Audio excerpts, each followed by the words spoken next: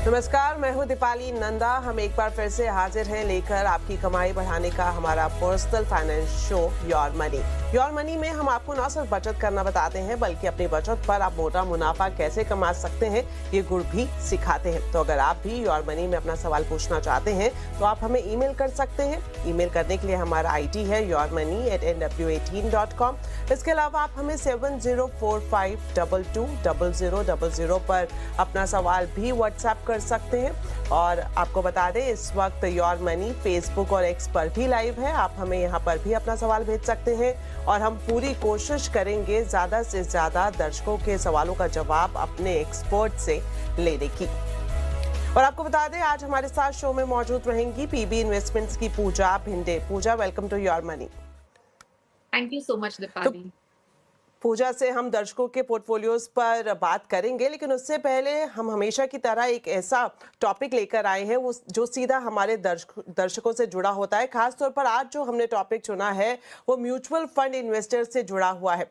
और टॉपिक कुछ इस तरह से है कि आखिर म्यूचुअल फंड से एग्जिट लेना कब सही है, एग्जिट लेते वक्त किन गलतियों से बचना चाहिए और कैसे स्मार्टली अपना प्रॉफिट सेव करना चाहिए। तो बिना देरी से शुरुआत करते हैं बातचीत की। और पूजा, सबसे पहले आपसे यही जानना चाहेंगे, अगर म्यूचुअल फंड इन्वेस्टर्स की बात करें तो एक सवाल जो बार बार उनके दिमाग में आता है वो ये कि कब एग्जिट लेना सही होगा। तो आप क्या राय देना चाहेंगे इस पर? जी बिल्कुल, thank you so much Deepali. I think ये सवाल और ये जो टॉपिक है काफी रेलेवेंट है करंट सिनेरियो को अगर हम देखें तो, क्योंकि जिस हिसाब से अलग-अलग एसेट क्लासेस में प्रॉफिट दिखता है या तेजी दिखती है, तो लोगों को वहां से शिफ्ट होके अपना पोर्टफोलियो वो एसेट क्लास में डाल देना है जो कम परफॉर्मिंग है उससे ज्यादा परफॉर्मिंग वाले। तो यहाँ पे काफी चीजों को ध्यान देना है कि हम एग्जिट किस परिस्थिति में कर रहे हैं। नॉर्मली मेरे हिसाब से जब हम प्लानिंग करते हैं इन्वेस्टमेंट की, हम कहते हैं कि आज से शुरुआत करें, आज से शुरुआत करें। So the day to start investing is from today. लेकिन एग्जिट की भी एक स्ट्रैटेजी होती है और एक प्लानिंग होती है, तो बहुत ही रेलेवेंट है। कुछ बातें हैं जिस हिसाब से हम एग्जिट प्लान कर सकते हैं। 3 या 4 ऐसे सिनेरियोज हैं जो देख के आप इन्वेस्टर्स प्लान कर सकते हैं कि मुझे इस फंड से कब निकलना है। सबसे पहला और फॉरमोस्ट मेरे हिसाब से दीपाली, गोल अगर आपका अचीव हो गया है या होने वाला है, तो आप उस फंड से निकल सकते हैं। लेकिन काफ़ी टाइम ये होता है कि समझो ये 2026 का साल है और इसी साल समझो बच्चे की पढ़ाई के लिए आपको एक बड़ा मोटा पैसा फंड से निकालना है। तो जिस टाइम पे आपको पेमेंट करनी है, उस टाइम पे आके आप ना निकालें। जिस भी समय मार्केट अच्छे हाई पे है, आप उसमें से एग्ज़िट करके भले ही उसको आप डेट फंड में पार्क कर लें, फिर जब-जब पेमेंट करनी है, उस महीने आप पेमेंट कर सकते हैं। Same goes with house planning. Normally घर की प्लानिंग के वक़्त काफ़ी लोग ईएमआई प्लानिंग करते हैं, डाउन पेमेंट प्लानिंग करते हैं, फिर ईयर ऑन ईयर उन्हें पेमेंट्स करनी होती है। तो वो पेमेंट्स को इस तरीके से प्लान करें कि एकदम से उसी महीने में आप इक्विटी से पैसा ना निकालें, उसको प्लान करके आप निकाल सकते हैं। जैसे जैन में बैठे हैं और अगर आपकी कोई पेमेंट आ रही है जो समझो जून में आ रही है, तो आप थोड़ा पैसा ये फाइनेंशियल ईयर में निकाल सकते हैं मार्च के पहले, और थोड़ा पैसा आप अप्रैल में निकाल सकते हैं। तो आपको दोनों फाइनेंशियल ईयर का जो हमें कैपिटल गेन टैक्स लगता है उसमें एक एग्जेम्पशन है लॉन्ग टर्म में 1,25,000 तक। सो वो लिमिट हम दोनों यूज कर सकते हैं अगर आपका 2026 का ही रिक्वायरमेंट है तो। सो सबसे पहला आपको चेक करना है कि आपका गोल कब है, तो एकदम से उस टाइम पे नहीं, 1 या 2 साल के समय में आप उसको निकाल सकते हैं, ताकि मार्केट को भी हम उस टाइम तक ना वेट करें। मार्केट वॉलेटिलिटी, कभी मार्केट ऊपर है नीचे है, तो आप उसको धीरे धीरे करके शिफ्ट करते रहिए डेट में। दूसरा इंपॉर्टेंट सिनेरियो मेरे हिसाब से ये है कि एसेट एलोकेशन। हम कहते हैं कि मुझे पोर्टफोलियो में 60% इक्विटी चाहिए, 40% डेट चाहिए। लेकिन अगर समझो आपका पोर्टफोलियो 60% इक्विटी जो है वो बढ़ के 80% हो गया प्रॉफिट इस तरीके के सिनेरियो में, तो फिर आप उसको रीबैलेंस कर सकते हैं क्योंकि आपका पोर्टफोलियो में इक्विटी पोर्शन ज्यादा हो गया। ये नॉर्मली करंट सिनेरियो में बहुत सूट करता है दीपाली, क्योंकि गोल्ड, सिल्वर, ये सब भी एसेट क्लासेस काफी लोगों ने अपने पोर्टफोलियो में शामिल किए हैं।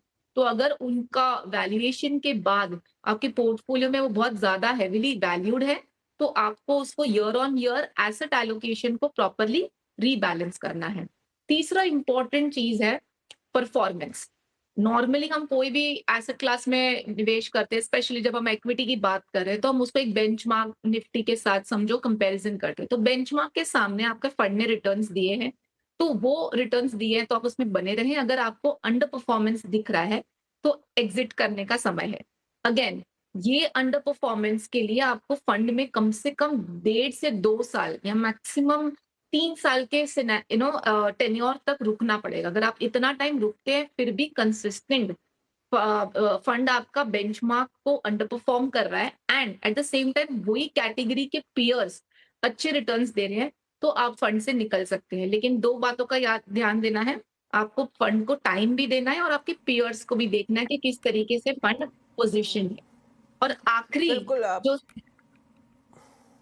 जी बिल्कुल। दीपाली। मुझे यहाँ पर मैं पूछना चाह रही थी, जिस तरह से आपने अंडर परफॉर्मेंस की बात करी, ये सवाल मैं भी चाह रही थी कि आप इसका जवाब दें कि अगर कोई फंड लगातार अंडर परफॉर्म कर रहा है, तो हालांकि आपने बोला कि इंतजार करना चाहिए, तो कितने वक्त का इंतजार करना सही है ऐसी सिचुएशन में? जी दीपाली, अगेन ये बहुत रेलेवेंट है लास्ट ईयर के सिनेरियो में कि काफी टाइम मैंने देखा कि स्मॉल कैप ने कम से कम -6% तक रिटर्न दिया है, तो काफी लोगों ने बोला स्विच कर लेते। लेकिन आपको देखना है कि आपने स्मॉल कैप में पैसा क्यों डाला था। आपका तो गोल और 5 साल 10 साल बाद है, तो अभी वो स्विच करने की जरूरत नहीं है। सेकेंडली, स्मॉल कैप पूरी कैटेगरी ही लो है, मतलब वो अंडर परफॉर्मिंग है क्योंकि वैल्यूएशंस आए हैं। अगर पूरी कैटेगरी अच्छी चल रही है लेकिन आप ही का फंड अगर नहीं परफॉर्म कर रहे, पियर्स परफॉर्म कर रहे हैं, तब आप आपके फंड से निकलिए। अगर पूरी कैटेगरी ही नहीं चल रही है तो आपका फंड नहीं चलेगा, वो जाहिर सी बात है। तो ये गलती नहीं करती है इन्वेस्टर्स को।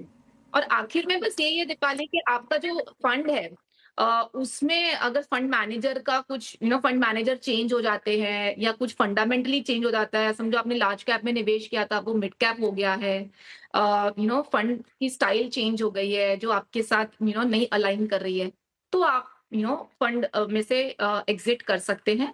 लेकिन फंड एग्जिट करने से पहले मेरे हिसाब से दीपाली, आप किसी एक्सपर्ट की सलाह लें और आपने क्यों उस फंड में बात किया है उसको ध्यान में रखें। लॉन्ग टर्म अगर आपका होराइजन है, तो शॉर्ट टर्म वॉलेटिलिटी से इतने सारे चेंजेस, क्योंकि इंपॉर्टेंट ये है कि हम टैक्स और एग्जिट लोड देखते ही नहीं है, जो बहुत इंपॉर्टेंट है। हर इन्वेस्टमेंट में चेक कर रहे हैं, अगर आपका इक्विटी है तो उसमें 1 साल के अंदर 1% एग्जिट लोड लग जाता है, तो आप वो एग्जिट लोड तो नहीं भर रहे अगर एक साल के अंदर आप एग्जिट कर रहे हो।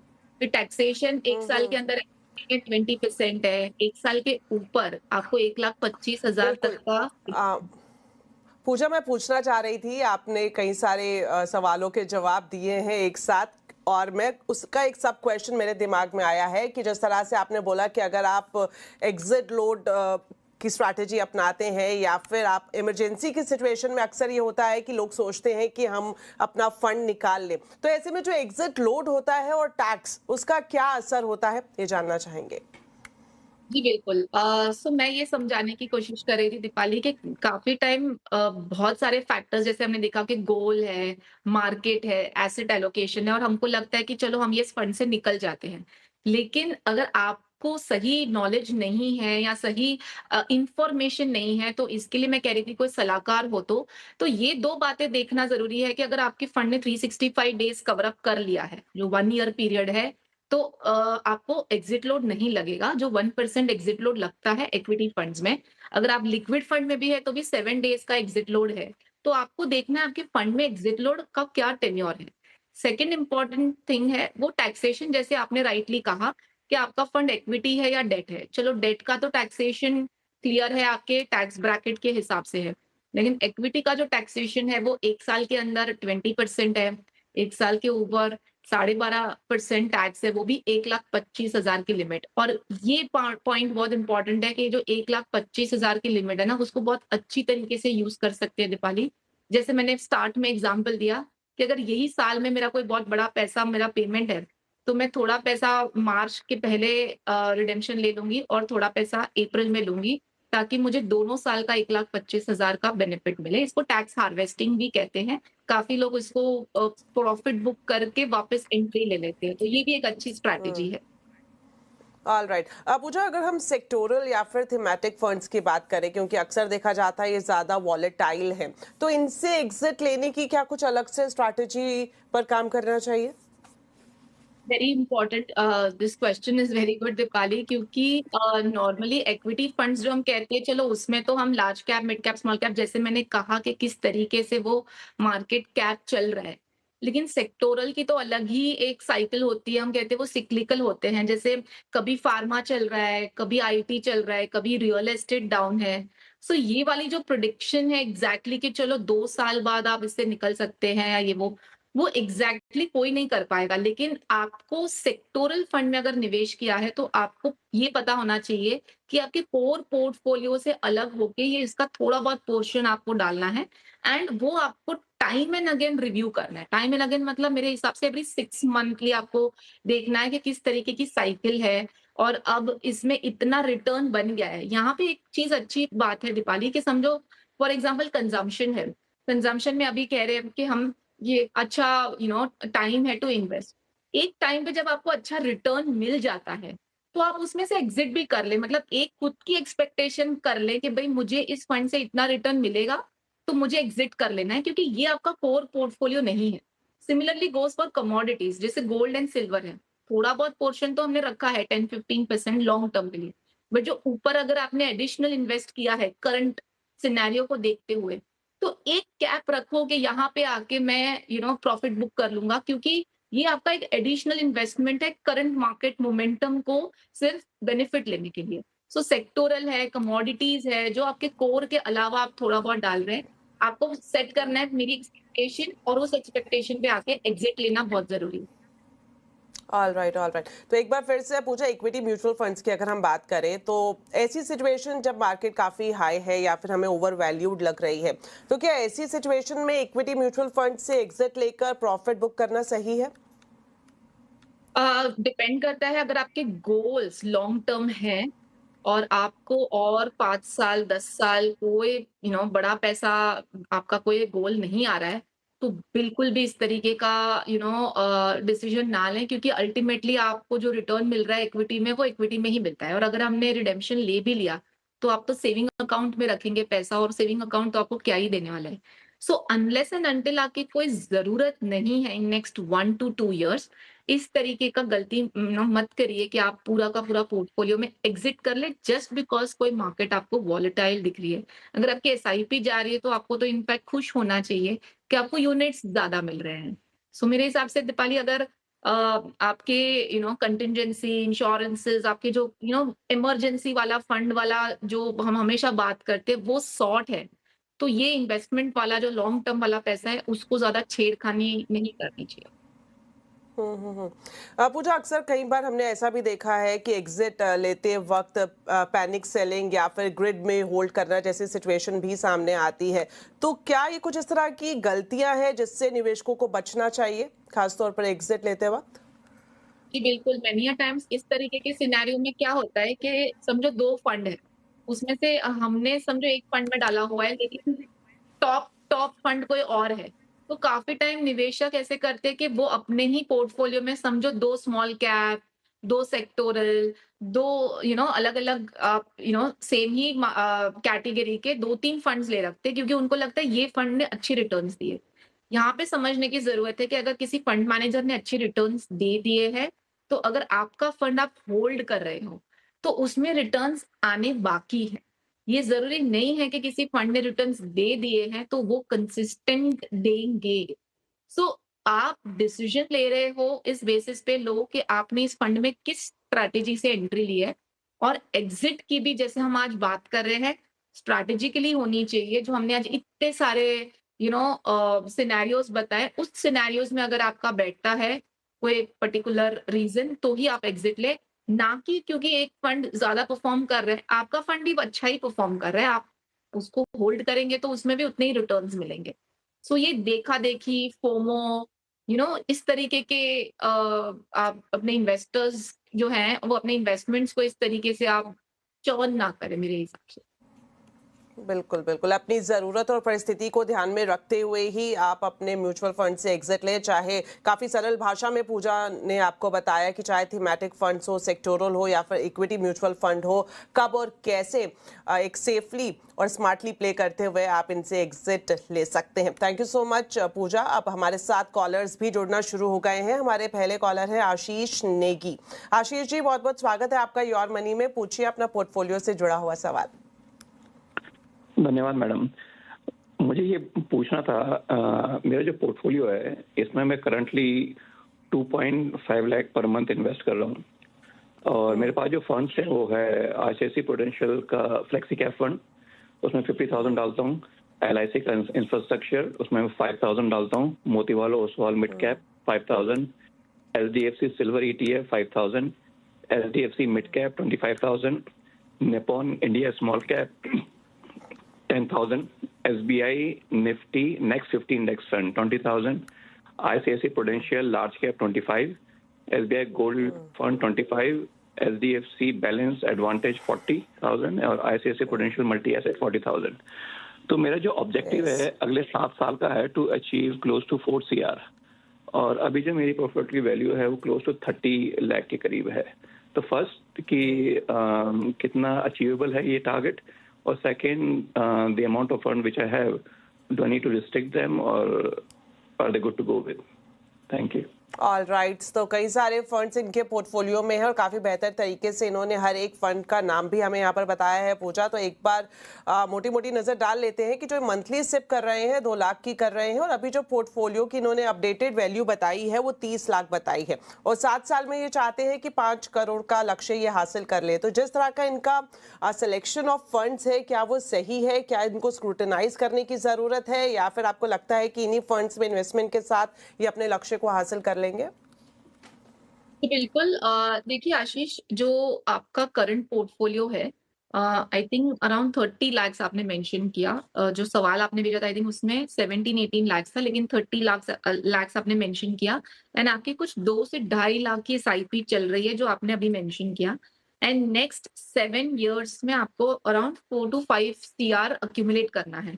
सो अगर कैलकुलेशन के हिसाब से देखें तो with 30 lakhs of current value and 2 से 2.5 लाख की एसआईपी, आप आराम से 4 करोड़ तक पहुंच जाएंगे। अगर आपको 5 करोड़ का ये आपका पोर्टफोलियो कॉर्पस बनाना है तो आपको स्टेप अप करना होगा हर साल। तो स्टेप अप 10 टू 15% अगर आप करेंगे तो आप आराम से आपके गोल तक पहुंच जाएंगे। यहाँ पे बहुत ज्यादा फंड्स ले रखे हैं और मैं जो फंड्स आपने भेजे हैं उसके अलावा आपने मेरे ख्याल से और भी बहुत ज्यादा फंड्स के नाम बताया अभी, जिसमें गोल्ड सिल्वर काफी सब कुछ डाला हुआ है। सो ये चीज देखनी है कि हमारे पोर्टफोलियो में ऑलरेडी क्या कितना है और उसमें से हमें एडिशनल क्या कितना है जो जरूरत नहीं है उसको हमें माइनस करने की जरूरत है। सो आई थिंक कुछ फंड्स के नाम मैं बता देती हूँ जो आप कंटिन्यू कर सकते हैं नेक्स्ट 5 इयर्स या 7 इयर्स के हिसाब से। मल्टी एसेट कैटेगरी कर सकते हैं अगर आपको अलग से गोल्ड एंड सिल्वर नहीं रखना है। लेकिन जो मैंने अभी सुना आपने गोल्ड में भी रखा हुआ है और सिल्वर में भी अलग से रखा हुआ है, तो आप मल्टी एसेट कैटेगरी निकाल सकते हैं क्योंकि उसमें 10, 12, 15% मैक्स तक आपका गोल्ड सिल्वर आएगा। बाकी सब large cap, flexi cap, debt debt category जो है वही सब है। तो अगर आप अलग से गोल्ड सिल्वर रख रहे हैं तो आप मल्टी एसेट को निकाल सकते हैं। और अलग से गोल्ड सिल्वर अगर आपका एसआईपी नहीं जा रहा है, आपने सिर्फ लमसम डाला हुआ है, तो आप मल्टी एसेट को कंटिन्यू करें। This is specifically to multi asset. Large cap में कर सकते हैं कंटिन्यू, एचडीएफसी मिड कैप में कर सकते हैं कंटिन्यू, निफ्टी नेक्स्ट 50 इंडेक्स में भी आप कर सकते हैं continue. Nippon small cap, again जैसे मैंने कहा हम बात कर रहे हैं स्मॉल कैप वैल्यूएशन के हिसाब से रिस्की है, लेकिन अगर आप 5-7 इयर्स का आपका होराइजन है और क्योंकि आपने 30 लाख पोर्टफोलियो भी बनाया है तो मैं समझती हूँ आपकी एसआईपी काफी टाइम से चल रही है, तो आप उसको रीशफल ना करें, आप कंटिन्यू करें।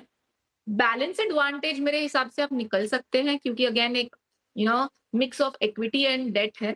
तो जो आर्बिट्राज है जो हम कहते हैं, तो उस हिसाब से अगर आपको प्योर इक्विटी पोर्टफोलियो ही रखना है हमें, बिकॉज और 7 इयर्स दूर है आपका गोल, तो आप उसमें से निकल सकते हैं।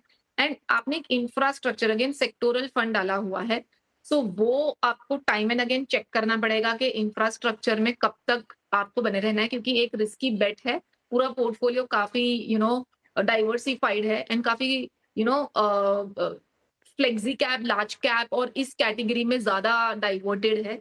सो अगर आप इंफ्रास्ट्रक्चर में बहुत ज़्यादा आपको रखना है आपके पोर्टफोलियो में due to you if you have some मतलब इंफ्रास्ट्रक्चर को लिए आपको ज़्यादा आपको पोर्टफोलियो में आपको वो सेक्टर पसंद है और आप रखना चाहते हैं तो ठीक है, वरना मेरे हिसाब से अगर आप वो नहीं भी रखते हैं तो भी फंड मैनेजर ने बाकी सब स्टॉक्स के हिसाब से उसमें डाइवर्सिफिकेशन डाल के रखा। ऑल राइट, जी। तो 10 से 15% टॉप अप करने की जरूरत है और डुप्लीकेशन ऑफ फंड से बचने की भी सलाह यहाँ पर पूजा की तरफ से आशीष जी आपको दी गई है। चलिए, वक्त एक छोटे से ब्रेक का है, जल्द वापस लौटेंगे। आप देखते रहिए योर मनी।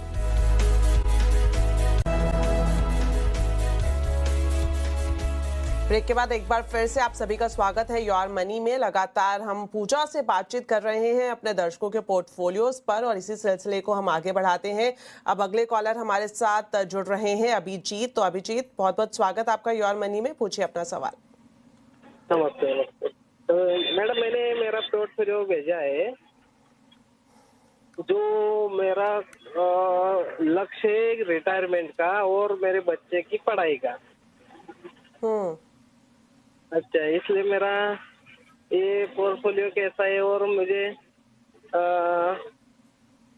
कितना मैं इकट्ठा कर सकता हूँ, वो मुझे जरा जानकारी चाहिए थी। अभिजीत, आपसे जानना चाहेंगे कि अभी आप मौजूदा वक्त में कितना इन्वेस्टमेंट कर रहे हैं, आपके पोर्टफोलियो की वैल्यू कितनी है? मेरा 9 लाख का कॉर्पस है अभी। ओके, और इन्वेस्टमेंट कितना है आपका? 7 लाख। 7 लाख मतलब 7 लाख का आप इन्वेस्टमेंट कर रहे हैं? हाँ, बराबर। ऑल राइट, तो अभी जिस तरह से पूजा इनका बेसिकली सवाल है कि ये 18 साल में, 35 साल इनकी उम्र है और 18 साल में ये अपनी रिटायरमेंट लेना चाहते हैं।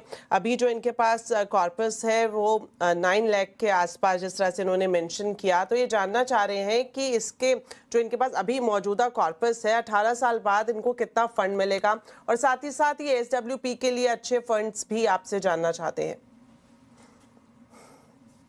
जी बिल्कुल।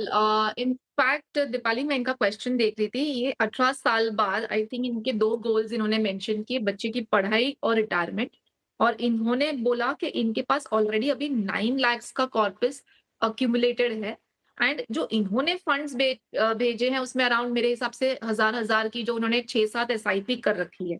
तो अगर हम वो कैलकुलेट करें 12% एक अजम्पशन रिटर्न के हिसाब से, तो इनका आराम से 1.25 करोड़ के आसपास का कॉर्पस बन जाएगा। So which is a good amount. लेकिन अभिजीत जी, 18 साल बाद 1.25 करोड़ की वैल्यू भी आधी हो जाएगी, तो उस हिसाब से हर साल स्टेप अप करना बहुत जरूरी है। 7,000 की SIP और 9 लाख के कॉर्पस से हम 9 लाख के करंट वैल्यू से हम हमें रुकना नहीं है, हमें इसके टॉप अप करते रहना है, ताकि आप तभी का जो वैल्यूएशन है वो 1 करोड़ का एक्चुअल आप उस टाइम पे आपको काम आए वैसी प्लानिंग करें, इन्फ्लेशन को कंसिडर करते हुए। जो फंड्स भेजे हैं उसमें से आप ऑलमोस्ट मेरे हिसाब से फंड्स जो हैं काफी अच्छे हैं। SBI multi cap, ICICI flexi cap, Motilal mid cap, Canara Robeco small cap, ये सारे ही फंड्स आप इसको कंटिन्यू कर सकते हैं। मोतीलाल के 2 फंड्स ले रखे हैं, mid cap and large and mid cap. तो आप लार्ज एंड मिड कैप को स्विच करके इन्वेस्ट को लार्ज एंड मिड कैप कर सकते हैं। एक बार आपका पोर्टफोलियो बन जाता है, फिर जब आपको SWP लेना है तो आप SWP जो है नॉर्मली हम एज पर FD रिटर्न्स जो है उस हिसाब से लेते हैं, तो 7%, 8% से आप विड्रॉवल ले सकते हैं। तो वो आप जब स्टेज आएगा कि अब मुझे इसमें से विड्रॉवल लेना है, तब आप उसको एक हाइब्रिड पोर्टफोलियो में शिफ्ट कर सकते हैं। अगर आप नियर बाय रिटायरमेंट उस टाइम पे अगर आपको पोर्टफोलियो रिस्क कम करना है, जिसमें हम मल्टी एसेट या फिर बैलेंस एडवांटेज इस तरीके की कैटेगरी में हम उसको स्विच करके उसमें से फिर SWP दे सकते हैं, ताकि आपका कैपिटल भी ज्यादा रिस्की नहीं होगा at the time of retirement और आप मंथली विड्रॉवल भी एंजॉय कर पाएंगे। लेकिन जैसे मैंने कहा, मंथली विड्रॉवल तो रिटायरमेंट के लिए है। जो बच्चे के लिए आपने गोल आपने बोला, उसके लिए मेरे हिसाब से आपको SIP अमाउंट बढ़ानी होगी। फंड्स ठीक है, फंड्स में कुछ और एक्स्ट्रा मत करिए, आप इसी में टॉप अप करते रहिए, बट SIP अमाउंट बढ़ानी होगी क्योंकि 18 साल है। सो आपको थोड़ा बहुत इन्वेस्टमेंट बढ़ाना होगा ताकि दोनों गोल्स के लिए आप अच्छा खासा पैसा जुटा सकते हैं। ऑलराइट, तो अभिजीत जी के लिए यही सलाह रहेगी, सिलेक्शन ऑफ फंड सही है, स्टेप अप यहाँ पर आप जरूर करें। अगर आप 10% स्टेप अप करते हैं तो आपका कॉर्पस 1 CR तक बनता हुआ दिखाई दे सकता है। और पूजा, वक्त फिलहाल इतना ही है, लेकिन जाने से पहले आपके टॉप 4 फंड्स भी जानना चाहेंगे।